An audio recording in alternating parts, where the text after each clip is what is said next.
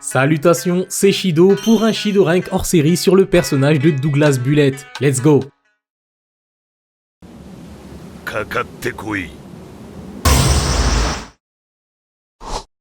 Douglas Bullet, alias Onino Atome, l'héritier du démon, ancien membre de la Gals Force et par la suite des pirates de Roger, utilisateur du Gacha Gacha no Mi, le paramécia du fer. Il est l'antagoniste principal du 14e film One Piece intitulé Stampede. Ce rank sera donc particulier puisqu'il aborde un personnage non canon. N'étant pas rattaché à l'intrigue d'origine, il y a quelques ambiguïtés sur son parcours. Je vais donc vous proposer mes explications sur certains points au cours de la vidéo. Vous êtes libre de partager les vôtres en commentaire. Ce qui est pratique avec le personnage de Douglas Bullet, c'est que son histoire nous facilite l'évaluation de son rank, tandis que les événements du film nous informent de son potentiel. Il est important de souligner le fait que les informations de cette vidéo ne gâchent aucunement les éléments du film, c'est même l'inverse. Je vais aborder des sujets qui n'ont pas été détaillés dans Stampede. C'est donc un très bon apport pour voir le film ou même le revoir. Allons-y pour le premier Shido Rank hors série. Il y a 45 ans sur Grand Line, à Galsburg, une île hivernale militarisée menant une guerre sans fin. Une femme mettra au monde un enfant issu d'une relation avec un soldat ennemi. Ce dernier étant mort au combat, elle décidera d'abandonner son jeune garçon qui sera par la suite recueilli par la Gals Force. Rejeté par sa mère, il ne sera pas accueilli à bras ouverts par l'armée. Cet enfant soldat portera le nom de Douglas Bullet.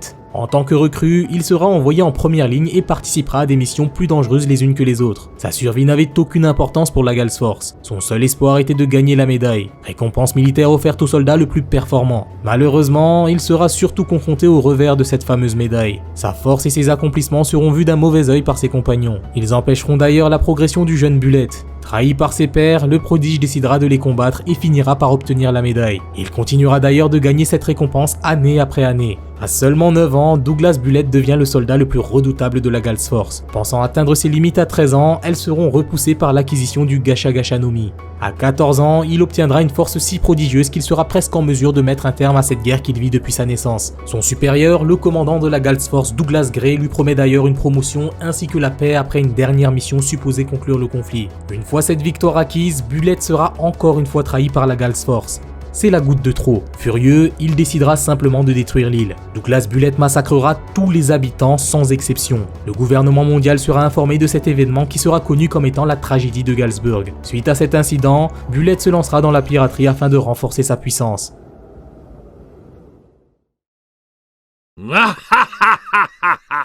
Yosh, ikuze? De ses 15 à 18 ans, il sera membre des pirates de Roger. C'est parmi ce groupe qu'il se forgera une réputation sur les mers en tant que l'héritier du démon, puisque sa force rappelle celle d'un Roger dans ses jeunes années. Il sera même comparé au vice-capitaine Silver Rayleigh. Stop! Voici la première information qui peut avoir différentes interprétations. Ici, on compare un Douglas adolescent à Roger et Rayleigh adultes dans leurs apogées. Est-ce que cela veut dire qu'il était aussi fort que ces deux monstres? Pas vraiment. En termes de dangerosité, il peut clairement faire le poids, puisqu'avec son expérience, il est en mesure de casser autant de marines que ces derniers. Concernant la force, s'il est juste derrière Roger et Rayleigh, la comparaison se tient, puisqu'il est techniquement celui qui se rapproche le plus de leur force. Vient ensuite le cas Gaban et Oden qui ne sont aucunement mentionnés. Je pense que c'est une volonté de l'auteur de ne pas donner plus d'informations sur ces deux membres. En 2016, lors de la sortie du film Gold, Eiichiro Oda a déclaré qu'il n'appréciait pas que des personnages ou des événements apparaissent dans les films avant le manga, puisque ça baisse ses motivations à reproduire le personnage ou l'événement en question dans le manga. Donc même si dans le film Douglas Bullet est considéré comme le numéro 3, en réalité, il est probablement le numéro 5 derrière Gaban et Oden. Pour en revenir à sa période chez Roger, c'est en affrontant le futur seigneur des pirates qu'il expérimentera pour la première fois la défaite. Il va intégrer cet équipage afin de surpasser son capitaine. Cependant, il restera seulement 3 ans parmi ce groupe. La nouvelle de la maladie de Roger le rendra sceptique quant à ses chances de le vaincre et surtout, une partie de lui se demande si avoir des compagnons ne limite pas sa progression. Douglas Bullet décidera de combattre Roger une dernière fois avant de quitter l'équipage.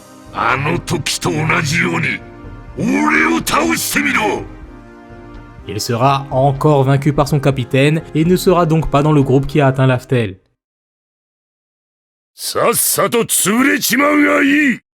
À 19 ans, il fera face à Crocodile, combat qui se conclura par un match nul. Stop!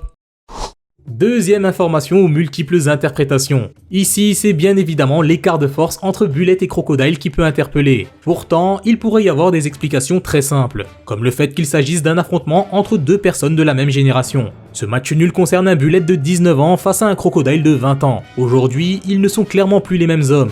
Il faut savoir que même avec son parcours et ses exploits remarquables, Douglas Bullet était encore considéré comme un rookie. Ensuite, nous avons aussi une différence de développement qui peut expliquer ce résultat. Même si Crocodile est un très bon combattant, c'est surtout un excellent stratège, là où un Bullet se distingue de par sa force remarquable. Les deux ayant privilégié des pistes différentes en termes de progression, ça peut expliquer l'écart qu'il y a aujourd'hui entre ces deux personnages. Enfin, comme nous n'avons pas les détails du combat, il se pourrait que Crocodile ait affronté Bullet avec un groupe d'individus, ce qui expliquerait pourquoi il est celui qui est à l'origine de la stratégie pour le défaire dans le film. Poursuivons. Après l'exécution de Roger, Bullet devient incontrôlable. Il semblerait qu'il ait très mal supporté la mort de la seule personne pour qui il éprouvait du respect. Il entamera un carnage sur les mers en saccageant plusieurs îles. Il attirera l'attention des autorités qui décideront de convoquer un Buster Call commandé par Sengoku accompagné de Garp afin de l'appréhender. Il se fera donc capturer et sera enfermé au niveau 6 d'Impel Down pendant 21 ans. Il poursuivra sa progression en prison et atteindra son apogée à 43 ans. Petite pause, je sais que ça n'a aucun sens qu'il puisse s'entraîner dans ces circonstances, mais pour citer un homme célèbre, rend pas fou. Ok, je suis supposé passer à ses actions dans le film, mais ça serait bête de gâcher le plaisir à ceux qui ne l'ont pas encore regardé, n'est-ce pas? Alors on va passer directement à son rank. Le personnage de Douglas Bullet dispose d'attributs aussi remarquables que son parcours. Il possède les 3 formes de Haki et semble très bien maîtriser la couleur des rois. Ensuite, il exploite son fruit du démon à merveille puisqu'il a pu éveiller son pouvoir. Avec ce qu'il montre dans le film Stampede, il mérite de figurer parmi les 4 étoiles plus.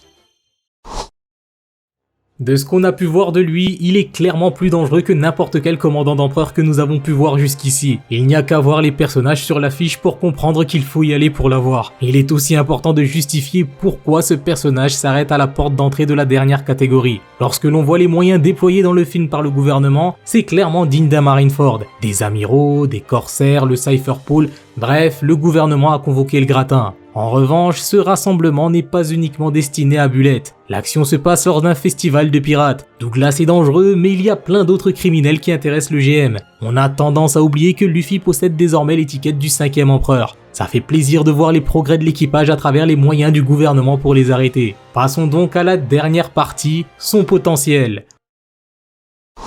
Le personnage de Douglas Bullet figure parmi les plus prometteurs de l'univers One Piece. Je le place dans ma liste des 5 plus gros potentiels que voici. Charlotte Linlin, alias Big Mom, on connaît son histoire. Douglas Bullet, l'héritier du démon. Portgas dit Ace, je vous laisse consulter son rank pour les infos. Kozuki Momonosuke. C'est juste n'importe quoi ce gamin, il est très bien entouré. Et je vais finir avec le Marine Kobe parce qu'on sait tous qu'il mérite sa place dans ce classement. Vous pouvez me dresser votre liste des 5 plus gros potentiels en commentaire si vous en avez envie.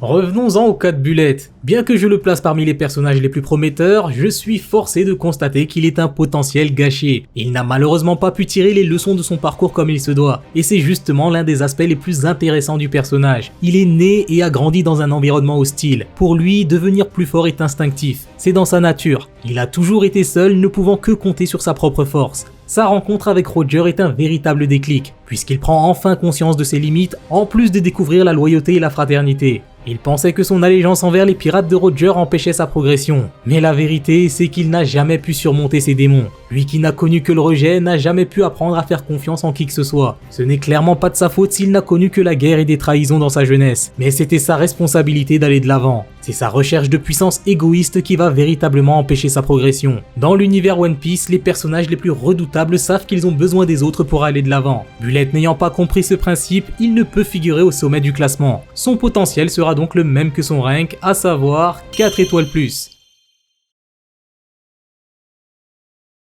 J'espère que vous avez apprécié ce premier Shido Rank hors série. On se retrouve dans l'espace commentaire ainsi que dans mes lives hebdomadaires pour échanger. Merci d'avoir visionné cette vidéo. C'était Shido pour vous servir.